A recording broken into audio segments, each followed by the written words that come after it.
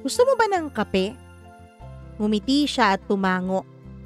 Hindi ko alam kung bakit nanginginig ang kamay ko habang hinahalo ko yung 3-in-1 coffee. Hindi ko alam kung bakit feeling ko ay may demonyong nakatuon sa tenga ko. Pag-abot ko ng tasa sa kanya, hindi ko alam kung sinasadya niya.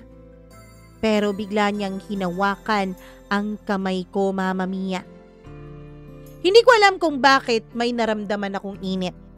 Dahil ba dun sa kaping tinimpla ko? O dahil ba sa mainit niyang palad? Maingat ang pagkakahawak niya sa akin, pero halatang may interes. Halatang may nararamdaman din siyang kakaibang init gaya ko.